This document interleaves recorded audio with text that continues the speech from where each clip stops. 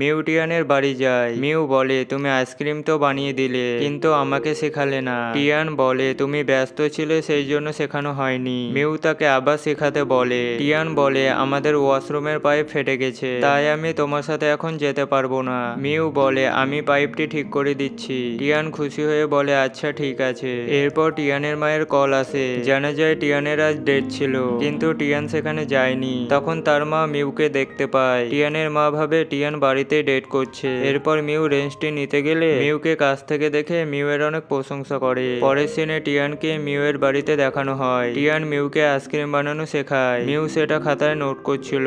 এরপর টিয়ানের চুলগুলো এলোমেলো থাকায় মিউ সেগুলো বেঁধে দেয়। তখন খুব ভালো একটা স্মৃতি হয়ে দাঁড়ায়। টিয়ান ভাবে সে আমার কিউট চেহারা দেখে ফিদা হয়ে গেছে, তাই সে আমার চুলগুলো বেঁধেছিল। টিয়ান খুব খুশি হয়। টিয়ান বলে, এটা তো মেয়েরা ইউজ করে, তার কাছে আসলো কোথা থেকে। তখন লিডির কল আসে।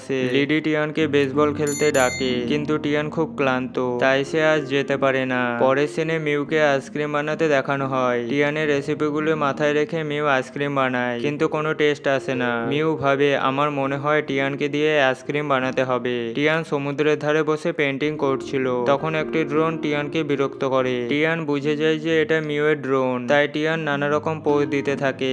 এরপর সিগন্যাল না পাওয়ায় ড্রোনটি টিয়ানের দিকে ধেয়ে আসে। তখন মিউ সেখানে এসে টিয়ানকে বাঁচায়, যার ফলে মিউ এর হাতে আঘাত আসে। এরপর টিয়ান তার হাতটি বেঁধে দেয়। তখন রোমান্টিক একটি দৃশ্য ফুটে ওঠে। টিয়ান বলে, প্রতিবার আমার জন্যই তোমার ড্রোনটি ভেঙে যায়। মিউ বলে, ড্রোনটি চিপ হারিয়ে গেছে, তাই বারবার সিগন্যাল কাট হয়ে যায়, এতে তোমার কোনো দোষ নেই। টিয়ান বলে, আমার ব্যাড লাকের কারণে এইসব হচ্ছে। মিউ বলে, তুমি আমাকে আইসক্রিম বানানো শেখাও, তাহলে আমি তোমার ব্যাড লাক দূর করে দেব। এরপর থেকে টিয়ান রোজ মিউ এর জন্য আইসক্রিম বানাতে শুরু করে। টিয়ান ভাবে ভগবান তাদেরকে মিলিয়েছে, যাতে টিয়ান প্রতিদিন মিউকে আইসক্রিম খাওয়াতে পারে। আর আইসক্রিম খাওয়ার পর তার মুখ থেকে যে স্মাইল আসে, তাতে টিয়ানের গুড লাক পুনরায় ফিরে আসে।